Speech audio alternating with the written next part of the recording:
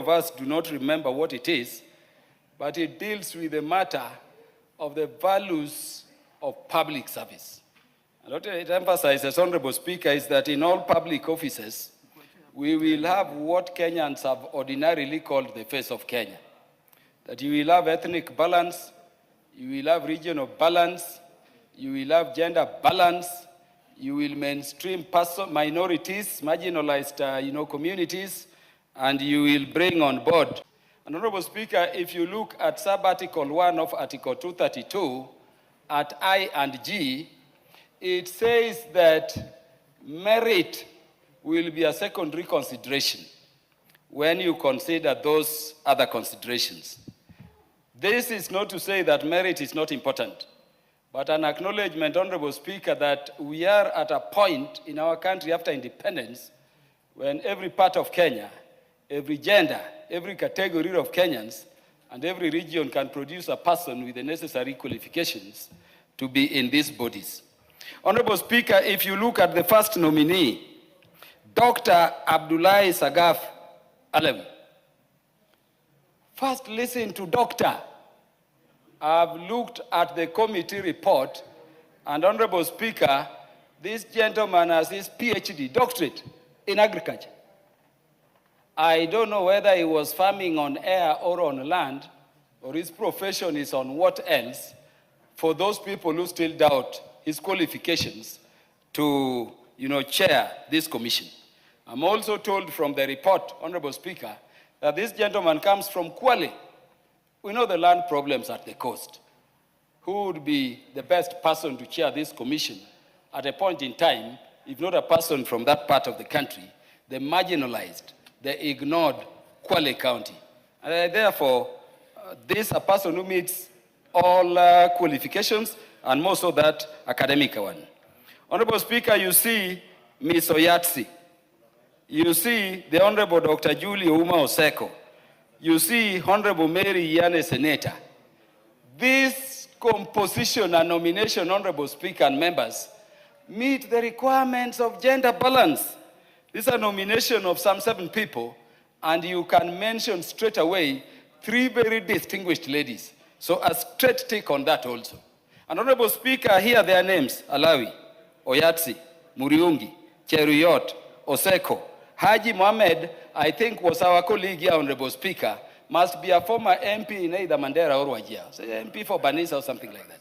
A very qualified person who was very passionate in this house on land issues. Mary Senator was also our colleague here. I don't know how we forget. This is the lady who was the women rep for Kajiado County down here and was later nominated to be a senator in our sister house across there. A 2-term member of parliament. I remember when she was, nominated as a senator, I was saying, wow, it goes with your name.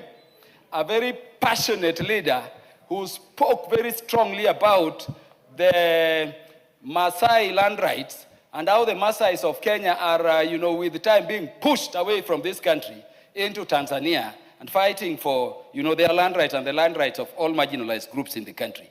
I mean, on qualifications, you can take them. Honorable Speaker, there is the nominee appearing as number 5. The Honorable Dr. Julie Ouma Oseko. How many magistrates have doctorate degree? Despite that, this lady was discriminated so much, this lady came under attack so much, that there is a point in time some people even wanted to remove her from the judiciary. Not for any reason of integrity, but that her academic exploits were a threat to our bosses who had lesser, qualifications and learning. And remember, we had to intervene and tell her to appeal those bad decisions, and she went back. Even when she went back, this lady would not be appointed a judge despite several applications. And this is the discrimination.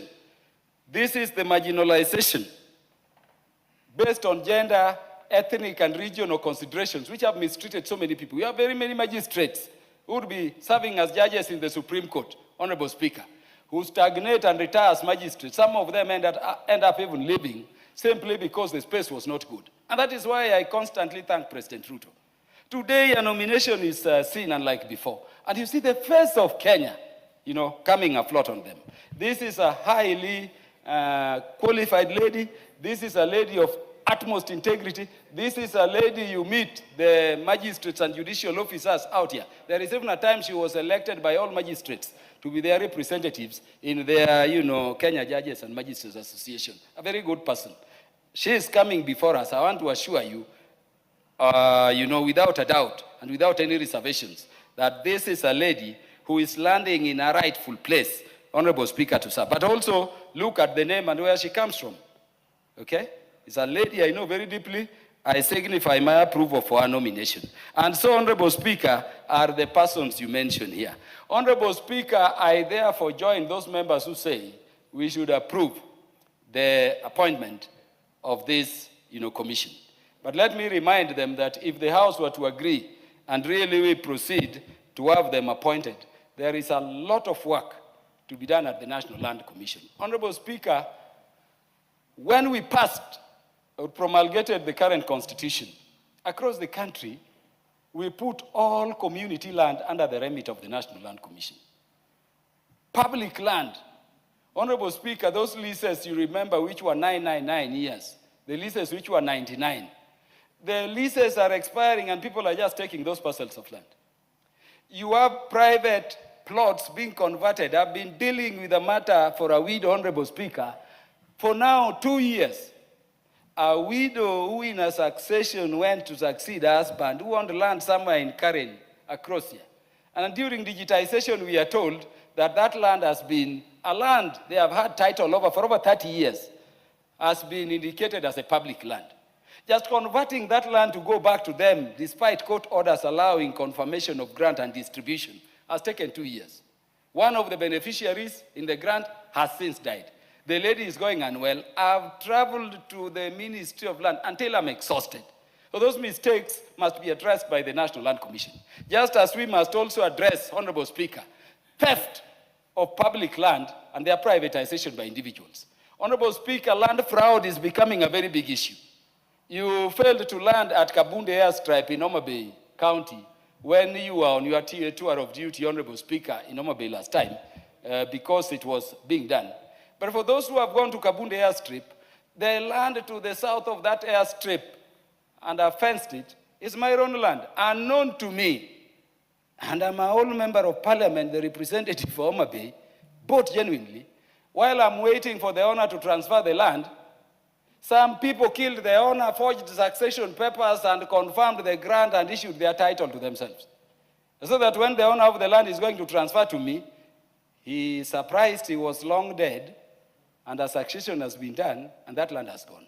We want to urge this commission that if you would be favored by this parliament, and remember I'm the MP for Homa Bay Town, so you can imagine what they are doing to other places. Those are the cases you get mostly in Kikuyu law courts here, a forgery of succession documents and divestiture of land.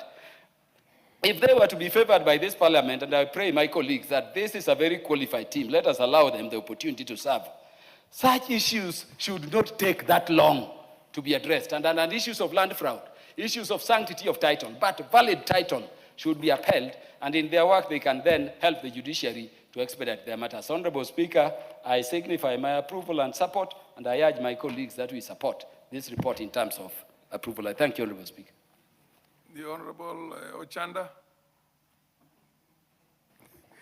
Thank you, Mr. Speaker. Mr. Speaker, I want to speak to two things. Because I'm a member of the committee, I want to do away with many other things because I've had a chance to go through them. But one thing that I wanted to mention is the whole issue of the process. Sometimes even in Parliament here, we say that a committee is as good as the chair.